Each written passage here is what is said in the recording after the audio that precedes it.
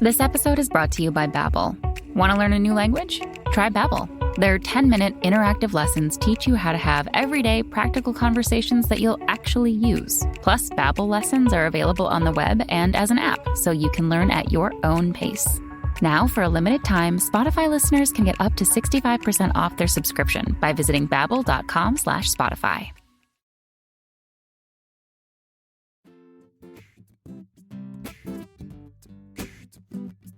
On today's episode, LB unfollows her dreams, procuring payback for your precious pepper plant, and shh, don't startle the shy guy. All that and more on today's episode of Bad Advice with Lori Beth Denberg. Help me out, almighty Lori Beth Denberg. Give me the vital information so I get the red thoughts to do, yeah. The church of Lori Beth is in session and we're reading from the scriptures of vital information. Talking my goddess and my savior, my LBT. Just tell me what's going on with me. Oh, my goddess and my savior, my LBT. Just tell me what's going on with me. Yeah. The Lori Beth Denberg.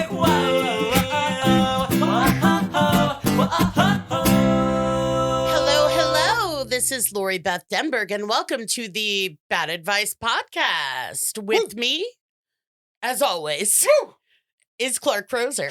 Hello. Hello. Sorry, I was off on my woo. So I was reading the script. let's start. You know what?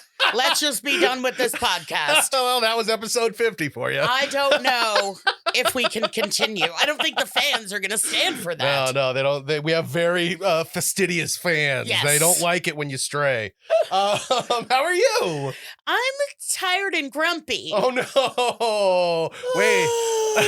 Are you tired? Because today is the 4th day of daylight savings time. It's such bullshit. Right? It's such bullshit for no reason. For no reason. It's only to depress. I think that the Big Depression, Yes. Big Depression has converted all of our clocks for their own purposes. Yeah. The Depression Council said people are getting a little too happy. Let's make it dark when they wake up and dark when they eat lunch. I like how there's a big pharma and now there's a big depression. Yeah, Big like Depression. There's just the Council of Depression that are dealing with all things depressing. Exactly. That's good. I like that. And I hate don't them, know but- if ironically they're super happy or if they're like, everyone needs to feel like us. I fucking hate daylight savings time. It is so unnecessary. Well, yeah, I mean, it's a drag and there's no reason. Yeah. There's no reason. And here's the thing. When I was in my 20s, yes. daylight savings time was annoying, but it's like, meh, who cares, right? Because it's an extra hour of sleep one day and 1 hour less the other day, and you're kind of like, in my 20s, who the fuck cares? Yeah. But as you get older and as you have more and more creatures and people that you are responsible for, that turns worse and worse every fucking year. Because I don't care if you have a cat, a dog, a child, anything that is relies upon you to be fed and cleaned, it just makes everything worse. This one gets the, spring forward, fall back. Right. So this one, we at least get the extra hour. Right. But the spring forward is always more entertaining because of the rash of things that people are late for. It's true. You're like, I thought it was 8. It's 9. You're fired. But yeah, I have a fucked up sleep habits enough. Oh, beyond daylight savings. Yeah, oh no, always. I've had a particularly bad rash of, not a physical rash. I've had a particularly bad couple weeks with my sleep habits. Oh no. Because ever, I'm a super night owl. Right. Like a super night owl. Yeah, Left I to am my too. own devices, I would sleep from 6 a.m. to 2 p.m. Nice. But that doesn't really work when you're trying to participate in society. Right. Because I don't know why y'all need to get up and go to work and be with your families and live your lives that are full of love and joy. Right. But when you don't have that, Yeah. I mean, come on. So I should write myself in a question. and my head will explode. Maybe I'll fix myself. There you go. Give yourself some bad advice. So for the last couple weeks, I've been up till 3, 4, 5, 6 o'clock. A few times it's gotten light. And I'm like, good night, everyone. No. And part of that is like, I haven't had any, if for anyone who doesn't know, being an actor is a very freelance job. It's extraordinarily freelance. Yeah, very much so. So I haven't had, I have a couple little things and, I'm shooting something for a friend on Saturday. But as far as like having a job, right. I think that's what the weather right now is reminding me of is like, back to school, back to work, because sitcoms kind of go with like the school schedule. So I am having this kind of like, I had jobs one time. And like that kind of consistent work. Yeah. Which is what's great about being on a TV show. Yeah, exactly. But, I don't have that. I don't have that right now. Yeah. And so I've just been, and it would be different if I just was so productive from 11 to 4 a.m. Right. But I'm not. It's just like Candy Crush and Words with Friends. Old episodes of King of the Hill. I just finished King of the Hill today. Nice. I swear I watched 238 episodes in like 7 days. I just finished it today, and I usually skip through the theme song and the outro. The outro. Yeah. I skip through 30 seconds so I can hear the little whatever line they throw in at the end. Right. Now tell me, my memory is King of the Hill didn't have a bad season. It never went through that like The Simpsons and some of these other shows that. After a while, some of the seasons, the full season is just like, it's an okay season. I don't remember a single poor season of King of the Hill. Correct. There was a good. Couple episodes. I can't remember. One of them I just didn't care about, and I knew it going in. I can't remember what it was. One episode. And then there's one that I was like, I don't want to watch this, but I did watch it because of the whole thing. And it's one pretty near the end. Okay. And the only reason I don't, it's called Uh-Oh Canada. Oh. And it's when these Boomhauer and these Canadians do a house swap. Oh, okay. And then the Canadians are just really rude and bad, all this stuff, which I guess is kind of like ironic. Right. Because Canadians are always so nice. So polite. And polite. But so it was just kind of like they were too mean. It was too ridiculous the way they were. Yeah. And, and of course then Hank's like, well, we're going to be good neighbors and help them out when they need all this kind of stuff. So I just was like, I don't like this one because it seemed too manufactured. As I've said before on this show, about once a year, I think, I want to go visit Arlen and meet them. And then I remember that they're not real. That they're not real people. And then I'm sad and a little embarrassed. So I did just finish that. But yes, I would be up late. Yeah. With the picture-in-picture on my phone. Right. King of the Hill going. And then me wasting time, whatever. And every once in a while I'd go through emails and when that little red number got way too big. Right. But so I'm kind of fighting my natural habits. Oh. And because then I also feel like really shitty when I wake up at 3 p.m. Yeah, I was going to say, waking up has got to be hard, too. Yeah, and again, I apologize to anyone with a real life who wakes up early to go be productive, do their job that they might not even like. Anyway, we should get to answering some questions. I know. Give me something to wake me up. Right? Okay, let's see what I can come up with here. We have some good questions today. Our first question here is an anonymous. We actually have a couple of anonymous questions today. That's okay. Yeah, it's fine. And this is what Anonymous has to say. Anonymous says, my neighbor had to take down his dead oak tree that could crash into our own house if there's a bad storm. But the tree cutters use my yard to put up their crane. My neighbor and the tree service made it seem like it was the only way. I said, okay, but that I didn't want them wrecking my garden. And everything was working out until they left. Then the crew decided they had to leave faster and get home. So they crushed my vegetable garden. Oh. In minutes, they decimated plants that took 6 months to 2 years to grow and establish. Trellises destroyed. One plant was my daughter's. I don't even know how to explain to her how men ripped her pepper plant full of peppers down to a stick. This garden brought me joy. I also invested so much time, effort, energy, money, and love into it while not being in good physical health. When I assessed the damage, I sobbed so hard I had an asthma attack. I feel violated. I feel so depressed. I'm so upset that I don't have the emotional energy for therapy, nor do I have the funds currently.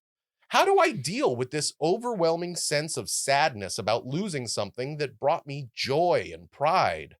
Oh, by the way, turns out the neighbor could have just used his yard and dealt with his already wrecked deck that he already planned to take down instead of destroying my yard. How do I not loathe my neighbor now? Ugh. Wow. That's it's anonymous. Yes. Anonymous? Yeah. I'm sorry for all of that. Right? That's a shitty situation. And there's like 4 things in there yeah, that really exactly. grab my attention. Okay, let's start with number 1. Let's start with, we'll start with the We'll start with, have you contacted the company that wrecked your garden to say, I need compensation for this. Right. Or talk to your neighbor about it. Right. The tree service. Yes. Monetarily, you're saying. Oh, yeah. Monetarily. They can't give you back their love. Yes. They can't give you back the time. They can't give you back the love. Yeah. They could help come replant the garden. Yeah, that's true. That is obviously something that you enjoyed doing, that brought you a lot of happiness, that got you out of doors, that had you working with your daughter. Yeah. So I would say, no matter what, rebuild the garden. Yes. I would say absolutely do that. And that's tricky because I know when something like this has never happened to me because I would never have the patience nor skill to plant a garden. I had my first semester of junior high. Okay. I had horticulture. Oh, at Nobel? At Nobel Junior High. In that place right by the street? I guess. I don't all I remember is I could not find it. Oh, no. The first day. And I had a horticulture. I'm like, what the fuck? So there was like a little garden. Yeah. And I guess we tended it. The only thing I remember about it is that I couldn't find it. Okay. And then at one point we harvested some radishes at the end of the week. And I remember finding them after the weekend in my locker, like dead. Like a peanut butter and jelly sandwich that your mom just made for you and you left it in your locker. Exactly. Like, who gives a shit? It's kind of a like Ziploc bag with some like dirty radishes. That's all I remember. By the way, amazing band name. Dirty Radishes. The Dirty Radishes. Ladies and gentlemen, please welcome to the stage the Dirty Radishes. Click, click, click. That's the drumsticks counting down. But my point was, before I went on a very important reminiscence. Nobel tangent. Exactly. Is that it's hard to do something like that and not have it overcome by resentment. Yeah. Then it's your resentment garden. Right. And, your question is about, how do I not loathe my neighbor? I would talk to your neighbor about this in the vein, not you could have used your own yard. You could none of that. Right. But to say to him, look, this is what happened. Can you help me talk to them to try to make it right? Yeah. Yeah, totally. And then you get to see their reaction. Right. And then you either can keep, feel good about getting something done, or then you can loathe them, but not take action.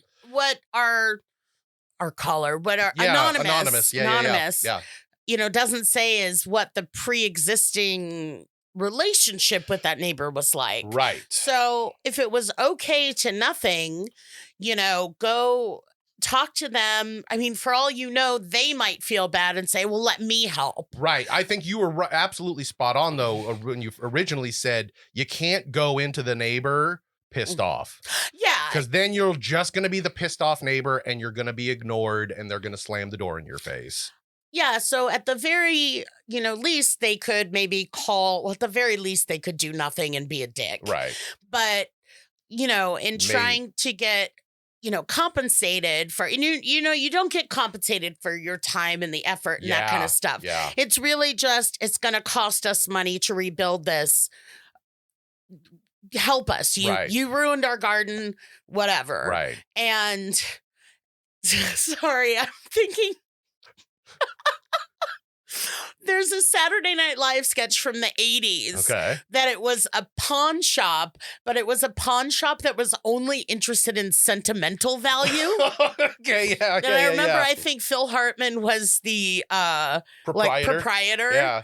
And so someone came in with like this gold ring or whatever, and it was like, and someone came in with this little thing, and it's like, my boyfriend gave me this on our first date, but then he died, and it was like, like that's valuable. Yeah, it was a pawn shop interested in sentimental value, which I just thought about because I was like, you can't get compensated for the sentimental value. Exactly. But unless you're in that one sketch 30 years ago. So that's to start with the neighbor. Yeah. But I would definitely try to, now it's not just you're building something you love. You're rebuilding something you love. Yeah. And I think that would be an important thing to help you get over things, and an important thing to show your daughter. Yeah. That shit happens. You might not need to say it to her that way. I don't know how old she is. She's like 4, and you're like, listen, shit happens. Your dreams get dashed. Stop but you hoping don't for let shit. it get you down. But so that's that. Rebuild the garden, even if it's a little at a time. And I know you have health problems and all. And then this is the other thing that really stuck out to me. 2 things you said. You don't have, it was something about don't have the emotional energy for therapy. Yeah, nor do I have the funds currently. Okay, so 2 things there. There are resources for people without money to seek therapy. There are definitely through your county, through your state, through your neighborhood. What else is there? County, city, state. City, yeah.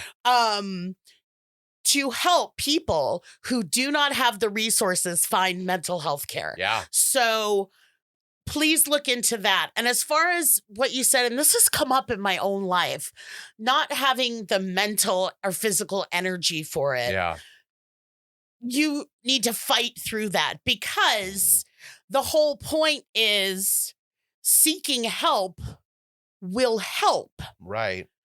And if you're exasperated, if you're depressed, if you're tired, and all of this seems insurmountable, it could get better with the help. Unfortunately and ironically, you have to put the effort that you feel you don't have into getting this, into getting help, into, and there's a lot of ways to approach it. But to finish my thought for once in my fucking life, the irony of having to do more work because you can't seem to handle the work. And by work, I mean the work of life, putting one foot in front of the other. It's just a hilarious irony that you have to then do. Right. But it doesn't have to be some insurmountable task, because the first step can be, for some people, it's no problem. Oh, let me do this and blah, blah, blah.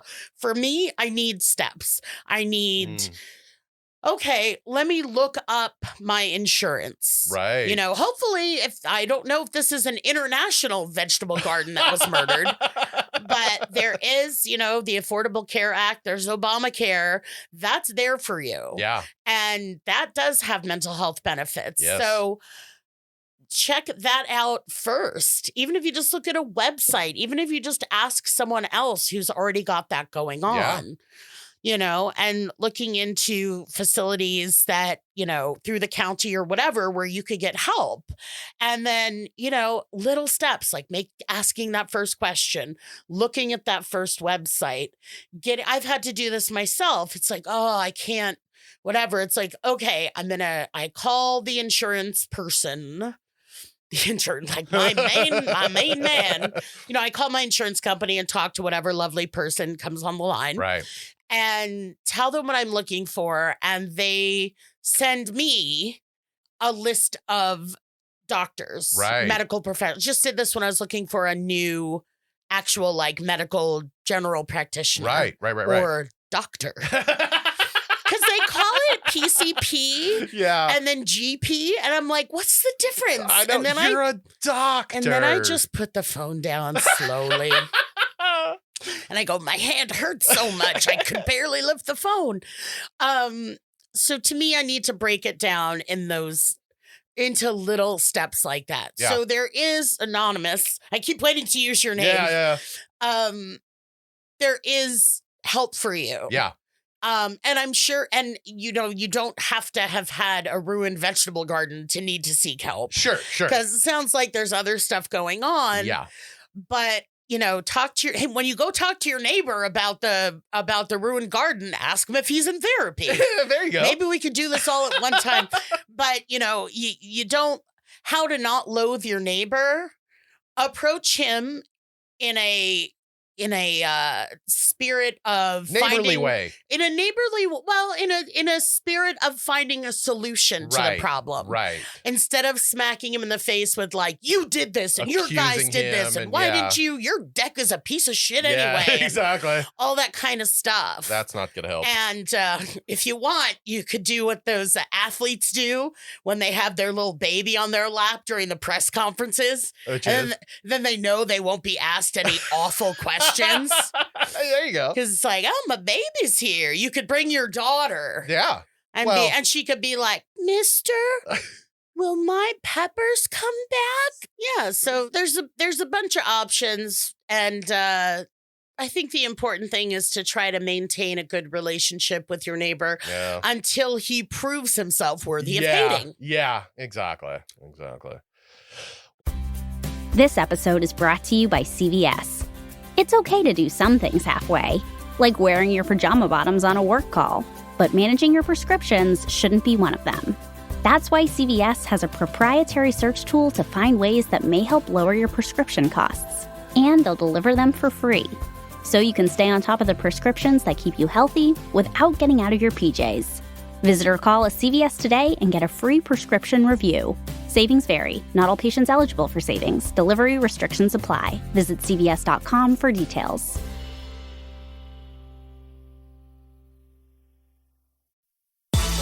Hey everyone, it's Katie from the Victoria's Secret Pink Campus Rep team at Ohio State University.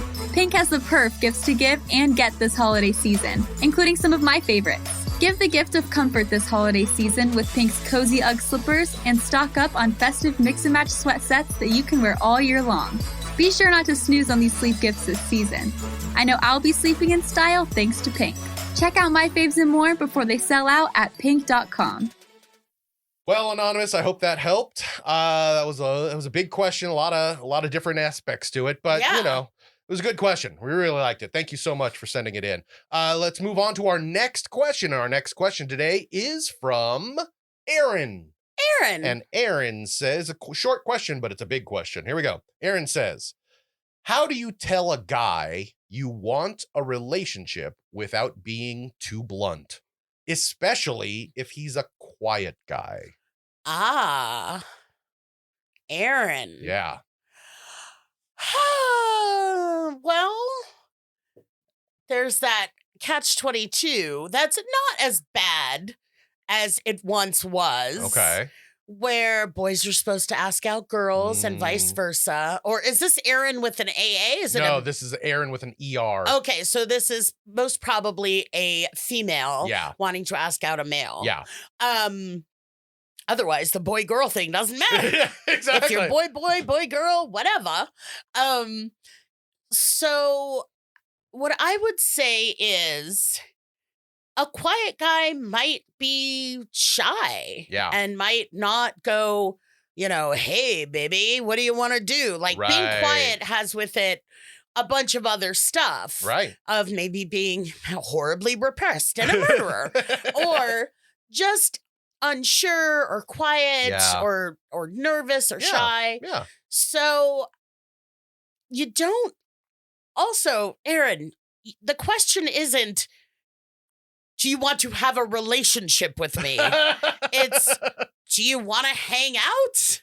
Well, It's, do you want to go on a date? unless they're friends, unless they're already friends and she's asking, how do you make this into a relationship? Yeah, but does she say that? She said, just how says, do you tell a guy you want a relationship without being too blunt? I I don't know. It could be either way. So there's just that fine line between, hey, I think you're kind of nice. Right. Or maybe kiss him on the cheek when you give him a hug goodbye, whatever it is. Yeah. And then that's the difference, though, between being like, I think your last name is nice. It would sound nice married with my last name in a hyphenated situation. But that's one of my favorite. This is so random. Oh, it's okay.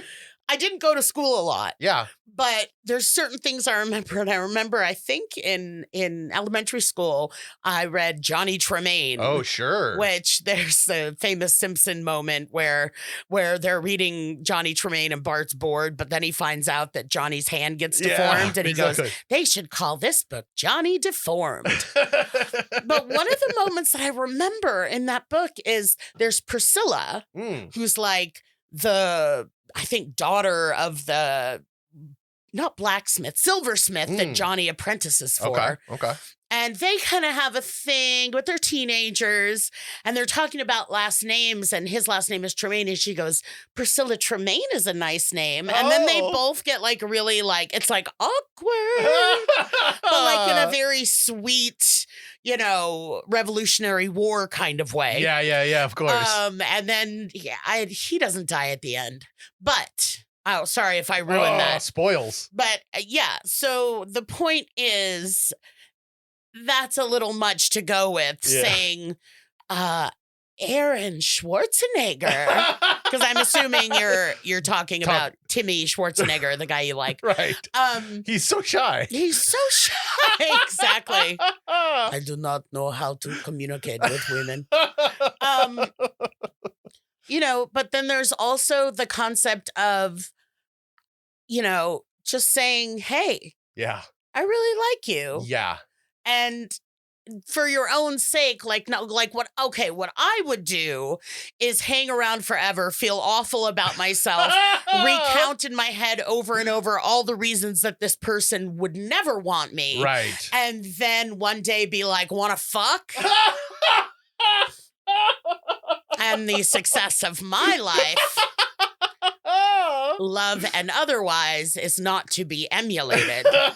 I've said before, I am a cautionary tale.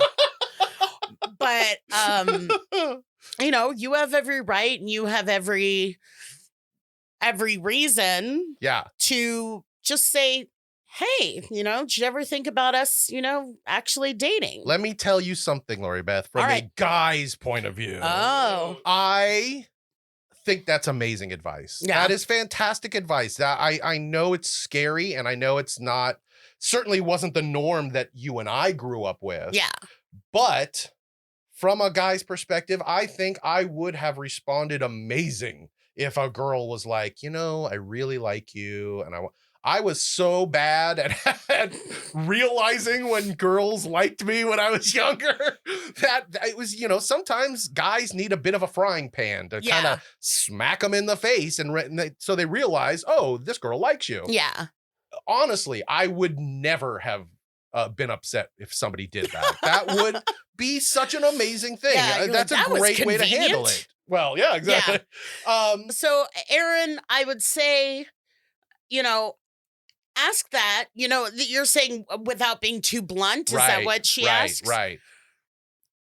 Blunt and psycho bitch are two different things. Well, I'd also say blunt and sincere are two different things.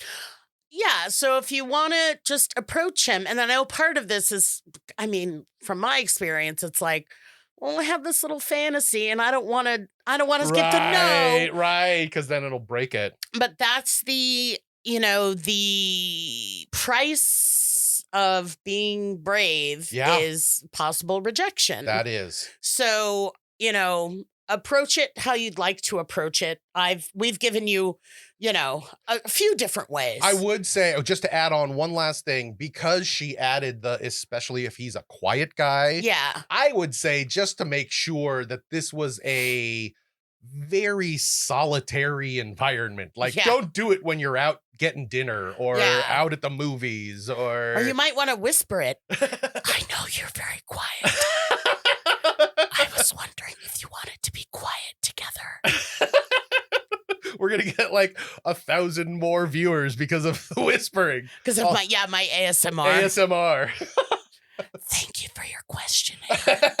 Thank you so much, Aaron. All right. Hopefully that helps.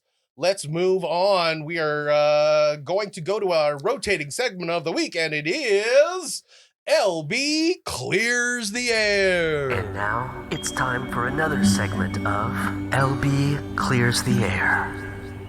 So I wanted to do an LB Clears the Air. A couple weeks ago, I went to go see Louis C.K. perform. Who's been one of my favorite comedians since the 80s, literally. Sure. Oh, yeah. And I decided to post it on Facebook or on Instagram, I should say. Okay. And just went, I looked at his tour dates for a long time. I went, and I knew posting it would be, I certainly didn't do it to be controversial. Right. I go very few places. I usually post. I'm supposed to put content up. Exactly. Not that much about my life qualifies as content. But I did know, because of his hashtag Me Too, that, people could be whatever. Right. And they were. Apparently, I lost a couple hundred followers. Is that the word? Yeah. And whatever. I didn't read any of the comments. Okay. As because I'm not doing that. Sure. But a friend of mine was like, "Are you okay?" Oh no. She's like, "I saw your I think she said IG. I saw and the comments, and I'm like, "Oh, I didn't read them." Yeah. But it's obviously, it's like I don't live and die by my follower count. Right. Like, I'm certainly not. I'm too old to really be bothered by that. Exactly. But and people can think what they want to think, and do what they want to do. Yeah. But it annoys me. This annoys me because there is it's the woke reactive stuff. Mm-hmm. And I know a lot of my fans are millennials. Oh, yeah. It's kind of the heart of my demographic. Absolutely. And so I see a lot of this. I hear a lot of this. Not about me and Louis C.K. And I always said I want to marry Louis C.K. So my name would be LB C.K. Because that would be the best. That'd be pretty awesome ever. Yeah. But of course he had his issue where he was not allegedly. He said, "Yes, I did it, and I'm sorry." Like masturbating in front of people that didn't give him a thumbs up first. Exactly. Which isn't good. Right. But overall, it's this cancel culture which I don't think is an actual thing. Right. It's just a buzzword. Exactly. It's a buzzword for, slapping someone on the hand, but it often has no nuance. Mhm. Like there's no nuance to what I try to impress on people. No, what I try to, well, as a comedian, yes, what Yeah. I think is important is to impress on people the difference between action and intention. And I am not talking about masturbating in front of somebody. That is a separate thing that just kind of got me into this train of thought. Yeah. Action and intention, and especially with comedy, it's like if you take something out of context and just read it, it's like, oh, that's terrible. But it's like, yeah, I said it for a reason. Yeah. I said it for a reason within a larger scope of conversation or material that gave it context. Yeah. And my context, what I think about it. Right. And it's just, it really fucking annoys me that there's this reactive, holier than thou, wokeism. And these are all the people that I want. This is so not entertaining. But it's like what I want to say to all of these people. And they're like, protect women, believe women, all this kind of stuff. And that's great. This is just an example. And I want to go, well, when there was a healthcare bill that wanted to make pregnancy and rape pre-existing conditions to penalize women, did you say anything? Right. Did you do any work on that? Right. And I feel like that is what I'm always screaming about in my head.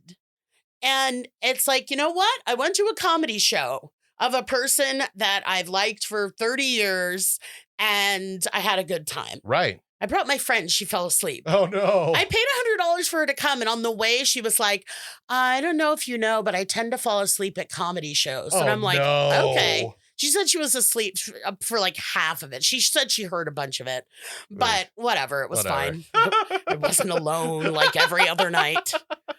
But, so yeah, I went to this and you know what? I was watching Kill Bill last night and it's made by Miramax, which Harvey Weinstein Oh, yeah. was the head of. Yeah, Who's yeah. in jail now, right? He's in jail. He's very much in jail. So if you have a problem with me going to a Louis C.K. show, don't watch any Miramax films. Yeah. Don't watch, and this is, and it's ridiculous that I even have to say this, but this is not to say I condone anything that anyone has done that is fucked up and or illegal or fucked up. Right.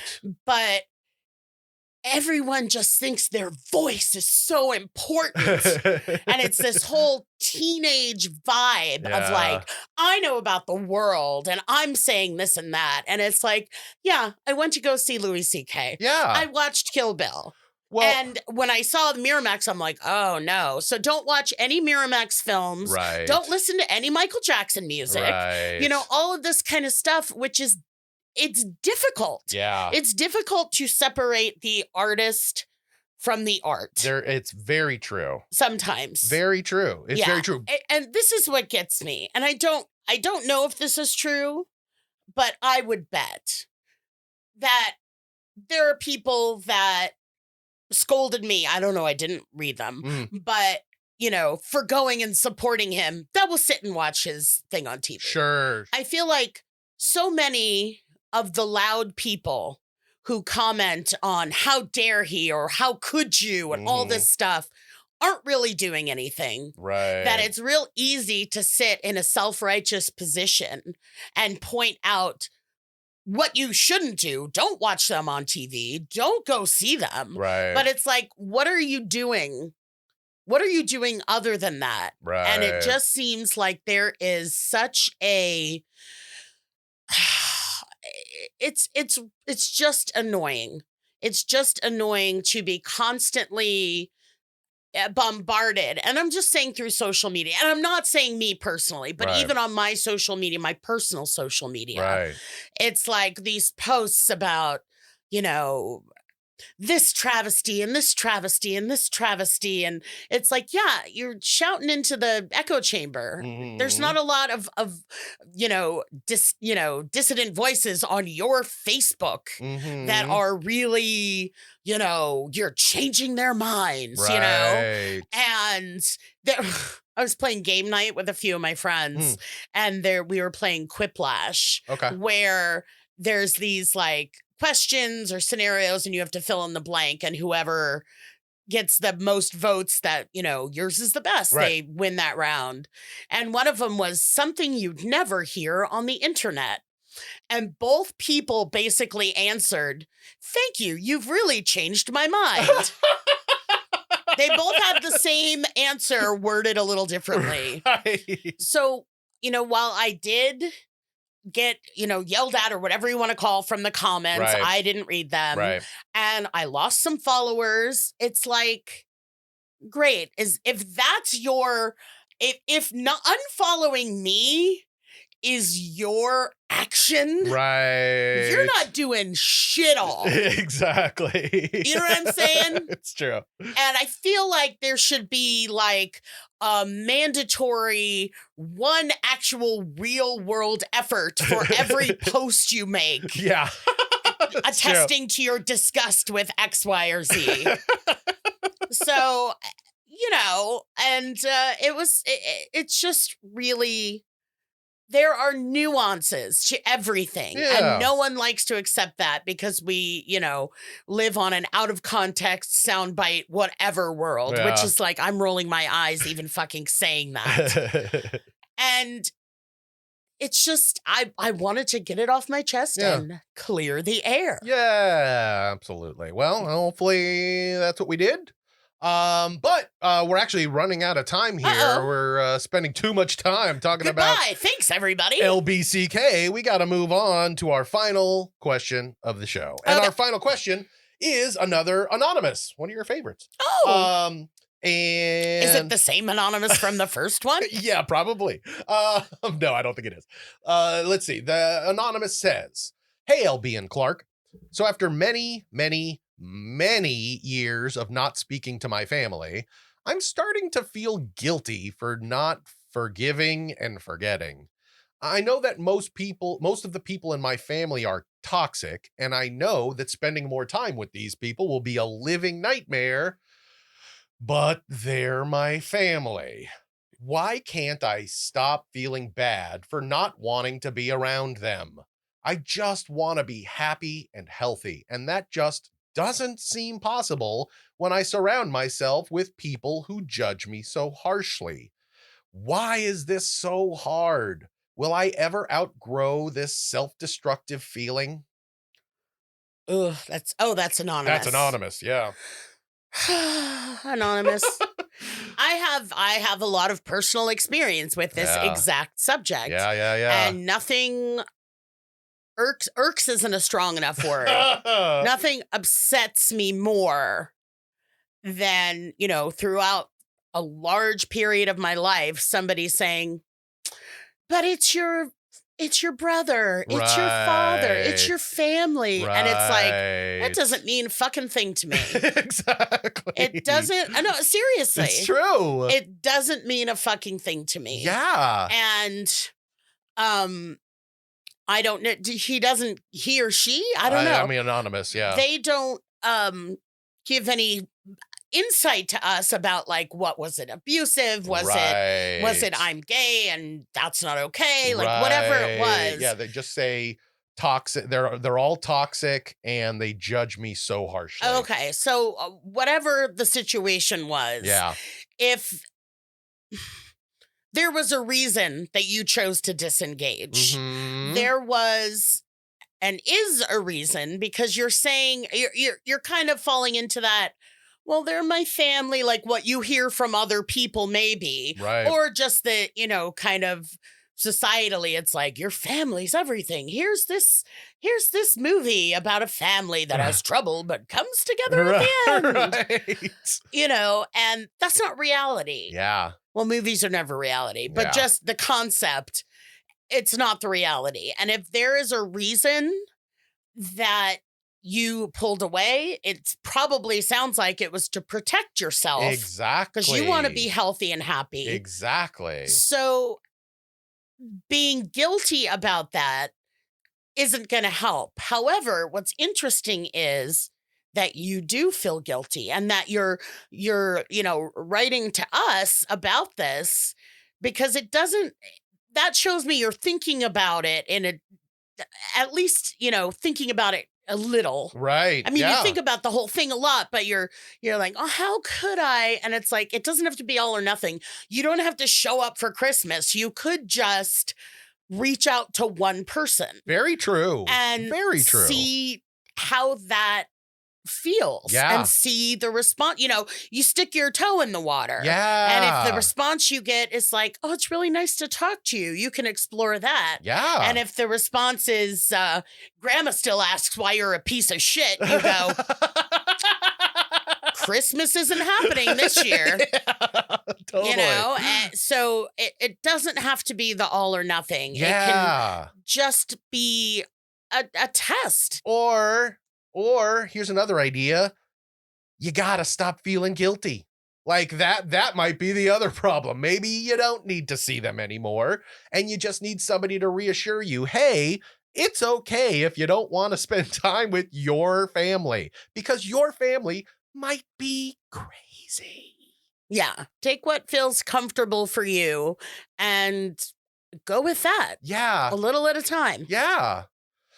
Well, hopefully that helps, Anonymous. But that was it. That was the last question of this episode. We are done for the day. So if you guys have a question or a decision that's weighing heavily on you, please send it to us and let LB ease your burden. Send us your problems at AskLoriBeth.com. Go follow us on all the socials at AskLoriBeth, or just leave a message with your voice at 1-855-336-2374. That's 1-855-DENBERG or 1-855-Denberg. And you can unfollow me at LB Denberg at Instagram, at Lori Beth Denberg on Twitter, and at the Lori Beth Denberg fan page on Facebook. Yeah. And if you want, the holidays are approaching. Oh, yeah. It's that time of year. We're starting to get our Thanksgiving questions. Oh, that's if right. you have Thanksgiving questions, please send it to us. Send them in. Families are awful, and there's so much to plan in the kitchen. You should really ask me. I'm an expert chef. It's true. So you can book me for a personalized video for a loved one at cameo.com/LoriBeth. All right. Sounds good. Talk to you guys next week. Thank you, babes. Bad Advice stars Lori Beth Denberg and Clark Crozer. The show is produced by me, Jeremy Balon, and part of the Seltzer Kings network. Our theme song is written and performed by Natty Ward. If you or someone you love is in need of some bad advice, you can submit your own question on our socials, all of which are Ask Lori Beth, or on our website at AskLoriBeth.com, or for a nostalgic twist, you can call 1-855-Denberg. That's right, 1-855-336-2374, and leave your question there. Thanks for listening.